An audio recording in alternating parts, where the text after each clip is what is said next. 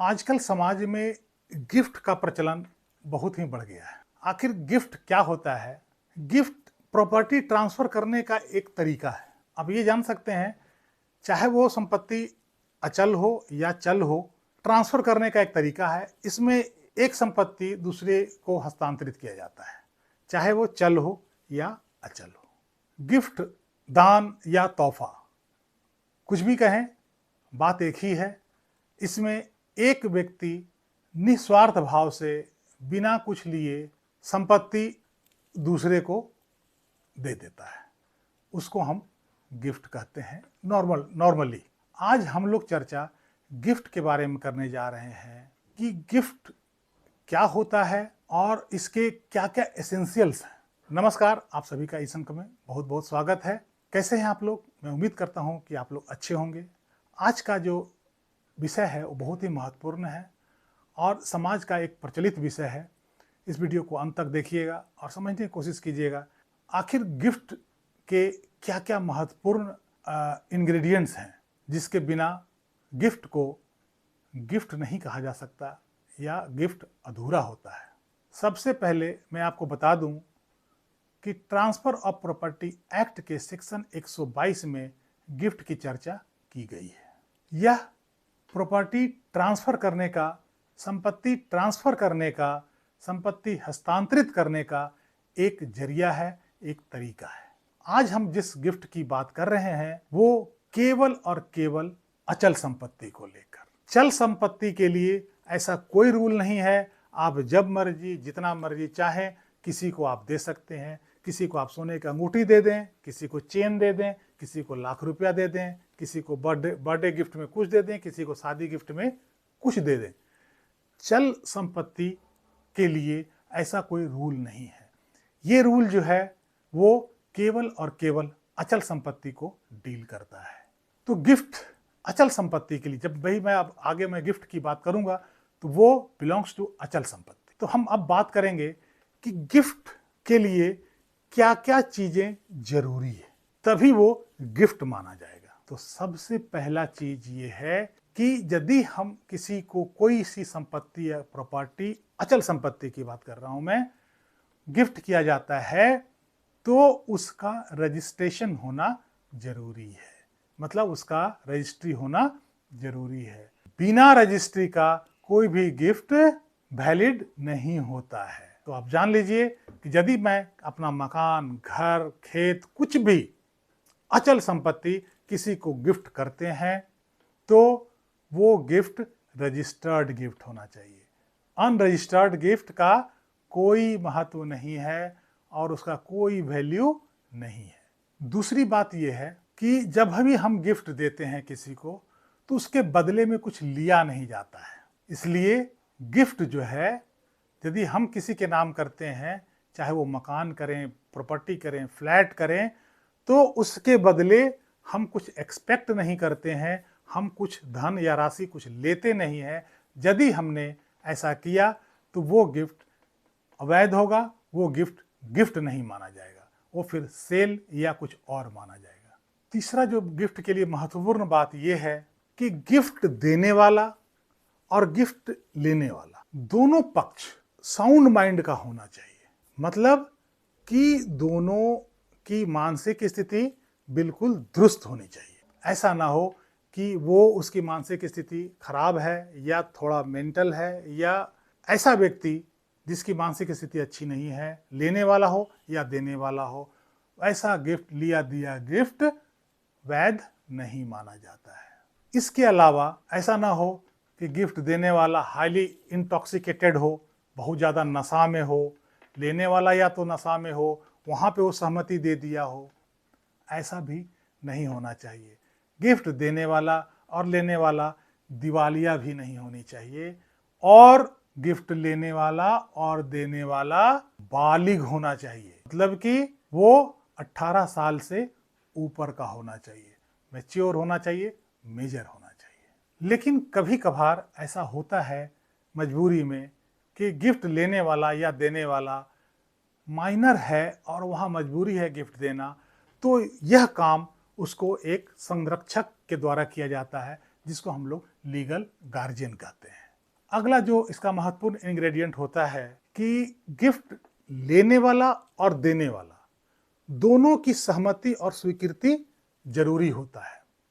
ऐसा ना हो कि गिफ्ट जो है किसी प्रेशर में, किसी दबाव में, किसी लालच में, किसी और अलग चीजों के कारण गिफ्ट किया जा गया हो या गिफ्ट किया जा रहा हो। तो दोनों की सहमति होनी चाहिए और यह सहमति बिल्कुल बिना किसी प्रेशर का, बिना किसी दबाव का और बिना किसी डर भय का होना चाहिए। गिफ्ट जो है आमतौर पर पारिवारिक सदस्यों के बीच में होता है, जैसे पिता पुत्र के बीच में, माता पुत्री के बीच में, भाई बहन के बीच में, माता पुत्र के बीच में। इस ढंग के जो ब्लड रिलेशन होते हैं इनके ही बीच में ज़्यादातर ये गिफ्ट होता है।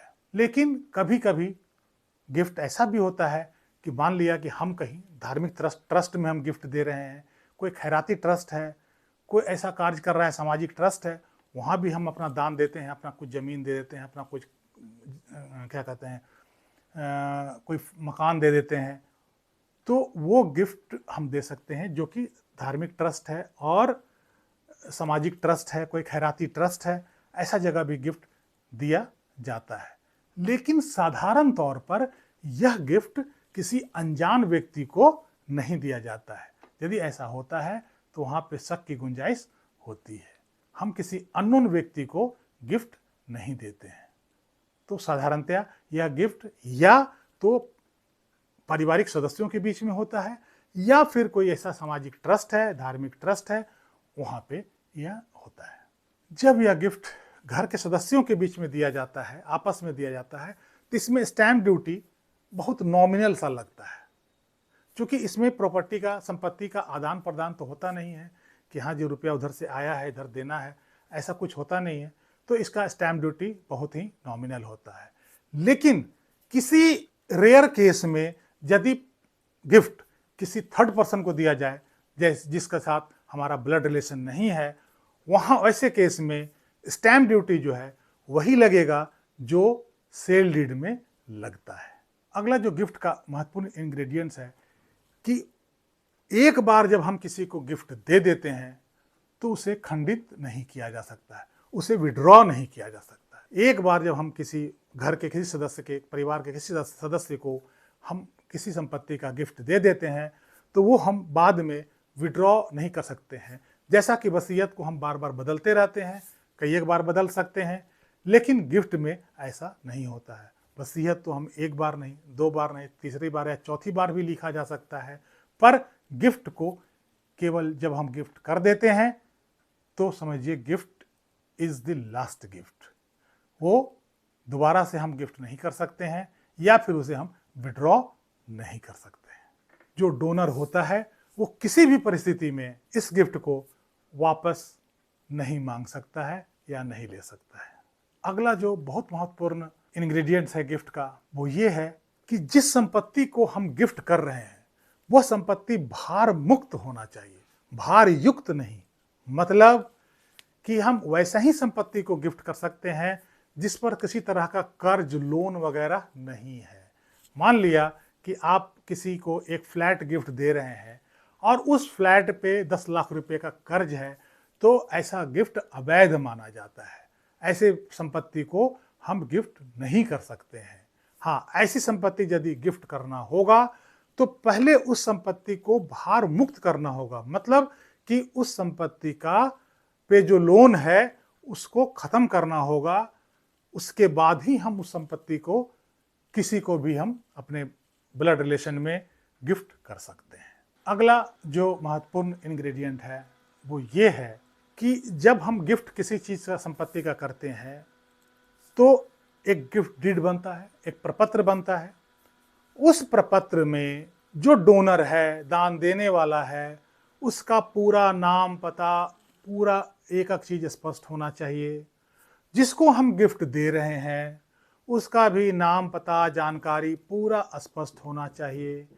और जिस प्रॉपर्टी को हम गिफ्ट कर रहे हैं उस प्रॉपर्टी का विवरण भी पूरा उस प्रपत्र में होना चाहिए। और जब ये सारे इंग्रेडिएंट्स पूरे होते हैं तब ये गिफ्ट डीड जिस लोकेशन में वो संपत्ति लोकेटेड है, वहाँ का उप पंजीकरण जो अधिकारी है वहाँ उसके कार्यालय में जाकर हम उस डीड को रजिस्टर करवा सकते हैं। तो ये था गिफ्ट के बारे में मुख्य मुख्य तत्व जो एसेंशियल थे कि क्या क्या होना जरूरी है, इसके बारे में एक महत्वपूर्ण चर्चा। तो कैसी लगी ये जानकारी कमेंट करके जरूर बताइएगा, वीडियो को लाइक कीजिएगा, चैनल को सब्सक्राइब कीजिएगा। मिलते हैं कुछ नई जानकारी के साथ अगले अंक में, तब तक के लिए जय हिंद, जय भारत।